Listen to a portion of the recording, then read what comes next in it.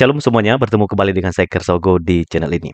Di kesempatan ini saya akan mengajak kita menyaksikan video dari seorang ustadz yang membahas soal apakah Allah bisa menjadi manusia. Menurut apa yang disampaikan oleh ustadz ini di dalam videonya mengatakan bahwa tidak mungkin. Karena kalau Allah menjadi manusia dan pada waktu dia menjadi manusia, dia bukan lagi Allah karena dia sudah terbatas dan dia juga bisa mati. Itu berarti dia bukan Allah lagi.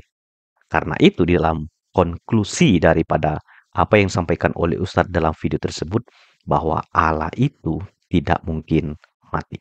Nah, kita akan bahas bersama-sama dalam video ini. Mari kita dengarkan bersama-sama.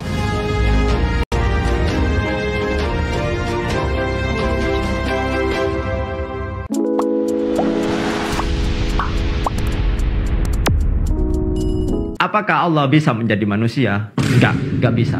Mungkin dari kalian ada yang berkata, Kan Allah maha segalanya, bisa dong jadi manusia. ya sekali lagi, enggak bisa. Bagaimana bisa Tuhan yang maha kuasa menciptakan dan tidak memiliki keterbatasan menjadi terbatas dengan menjadinya manusia? Dengan menjadi manusia, Tuhan mempunyai kodrat manusiawi, yang dimana manusia mempunyai kodrat, yaitu lapar, ngantuk, mati. Bagaimana Tuhan bisa dikatakan mati? Kan Tuhan maha kuasa, maha hidup, dan ialah yang menciptakan dunia ini dan alam semesta. Bagaimana bisa yang menciptakan kematian menjadi mati? Jadi nggak bisa Allah menjelma menjadi manusia atau Tuhan menjadi manusia.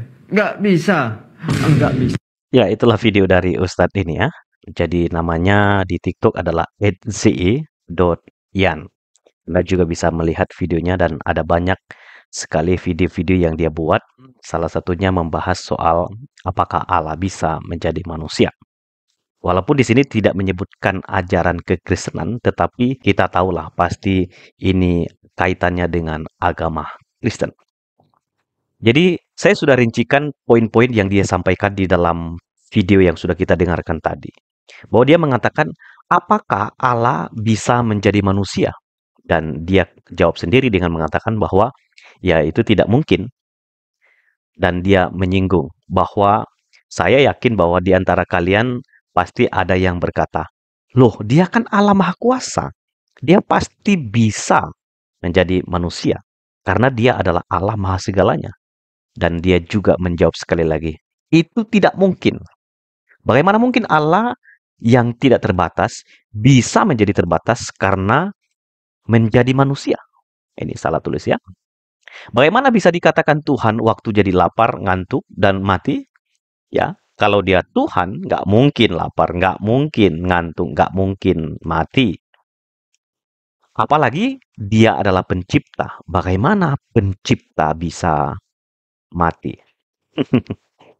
Jadi dia berikan kesimpulan, jadi Allah itu tidak bisa menjadi manusia. Apakah yang disampaikan oleh Pak Ustadz ini dapat dibenarkan dan dapat diterima? Tentu tidak ya. Konsep Allah menjadi manusia itu tidak bisa Anda berpikir karena Anda melihat pada waktu Allah menjadi manusia dan kemanusiaannya mati, maka Anda mengatakan, nah itu konsep yang keliru. Nah, kita akan memberikan penjelasan di dalam setiap slide yang akan saya tunjukkan kepada teman-teman supaya kita juga mengerti iman kekristenan dan juga Pak Ustadz tersebut tercerahkan dan tentu banyak orang lain yang ingin juga belajar. Bagaimana Yesus bisa menjadi Allah sekaligus manusia? Nah, ini adalah pertanyaan yang sangat penting. Jadi, pada waktu kita baca Alkitab, kita akan menemukan Allah menjadi manusia. Di dalam Alkitab itu ada satu nama teologinya adalah teologi inkarnasi. Jadi Yesus Kristus menjadi manusia. Allah menjadi manusia. Dan tujuannya adalah untuk menebus manusia yang penuh dengan dosa. Dan ini pada waktu Allah berinkarnasi, ini adalah inisiatif Allah itu sendiri. Jadi bukan karena diminta atau apa, tetapi karena inisiatif dari Allah sendiri sehingga dia berinkarnasi. Allah menjadi manusia. Jadi kalau dia katakan itu tidak mungkin. Nah, di dalam iman Kristen Allah menjadi manusia, ya, itu tercatat di dalam Alkitab. Dan Saya mau beritahu kepada Anda bahwa ajaran yang mengajarkan bahwa Yesus adalah Allah sekaligus juga manusia itu adalah ajaran yang luar biasa.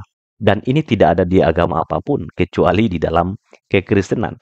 Karena orang Kristen percaya bahwa Yesus adalah Allah, tetapi juga dia adalah manusia. Karena pada waktu dia berinkarnasi, dia menjadi manusia. Nah, di dalam Konsili Kalsedon misalnya tahun 431 ya pada waktu itu ya, menyatakan bahwa Yesus adalah Allah dan manusia. Dan di dalam konsili tersebut dibuatlah kredo. Yesus itu memiliki dua natur. Dan itu karena ada rumusannya, penjelasannya di dalam kitab suci. Ya, dan itu jelas. Sehingga di dalam Kalsedon tersebut dirumuskan, dibuat kredo tentang Allah dan manusia. Dan Yesus memiliki dua natur, sebagai Allah dan sebagai manusia. Nah, ada beberapa catatan Alkitab yang bisa saya perlihatkan kepada Anda. Ada banyak sebetulnya ayat-ayat Alkitabnya, tetapi saya tidak tampilkan semua. Tetapi saya pikir beberapa ayat ini cukup untuk mewakili teman-teman untuk bisa mengerti bahwa Allah menjadi manusia itu benar, bahwa Yesus sebagai Allah dan manusia itu tertulis di dalam Roma pasal 1 ayat 2 sampai 5, pasal 9 ayat 5, 1 Timotius 3 ayat 16 ya. Juga ada Ibrani, ada pasal 5 ayat 7 dan 1 Yohanes 1 ayat 1 sampai 3. Dan Anda bisa pelajari di sana dan Anda bisa lihat bahwa Yesus adalah Allah dan manusia. Nah, poin penting dari ketika Yesus berinkarnasi menjadi manusia, itu tujuannya yang paling penting adalah untuk apa Yesus menjadi manusia. Sehingga saya berikan pertanyaan, mengapa Yesus Kristus harus mati waktu dia menjadi manusia? Nah, di dalam Alkitab dijelaskan bahwa manusia itu sudah berdosa dan manusia itu sudah ada di bawah murka Allah. Dan Anda bisa lihat di dalam beberapa ayat ini, saya tidak akan bacakan kepada teman-teman, tapi Anda bisa buka Alkitab Anda bisa baca bahwa pada waktu Daud berdosa kepada Tuhan, dia katakan, aku telah berdosa kepada Tuhan. Ya, pada waktu orang melanggar hukum Allah, dia berdosa kepada Tuhan. Nah, Roma pasal 3 ayat 23 mengatakan semua manusia telah berbuat dosa dan upah dosa adalah kematian. Nah, karena Allah mengasihi dunia di dalam Yohanes pasal 3 ayat 16 itu, maka dia mengaruniakan anaknya yang tunggal. Itulah Yesus Kristus yang datang. Karena itu, Yesus pada waktu berinkarnasi, dia memberikan jaminan keselamatan. Ya, di dalam Matius pasal 1 ayat 21 itu sangat jelas ya. Ketika malaikat Tuhan berkata kepada Yusuf ya, dan di situ dijelaskan bahwa supaya Yusuf tidak takut mengambil Maria karena anak yang lahir itu adalah dari Roh Kudus. Dan anak itulah yang akan menyelamatkan manusia dari dosa mereka. Karena itu dalam Kisah Para Rasul pasal 4 ayat 12 dikatakan Yesus itu adalah Tuhan.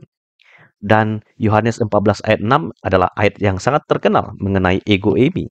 Yesus mengatakan, akulah jalan dan kebenaran dan hidup. Tidak ada seorang pun yang sampai kepada Bapa kalau tidak melalui aku. Dan Efesus 2 ayat 8-9 di situ dengan tegas dikatakan, keselamatan adalah karena kasih karunia. Karena kasih karunia. Jadi itu bukan hasil usaha, bukan hasil pekerjaan kita, tetapi karena kasih karunia Allah. Nah, itulah sebabnya Yesus Kristus harus datang ke dalam dunia dan mati di kayu salib supaya manusia yang sudah berdosa itu diselamatkan. Jadi bukan ucup-ucup apakah Allah bisa menjadi manusia lalu Anda mengatakan tidak mungkin. Karena pada waktu dia menjadi manusia tidak mungkin lapar.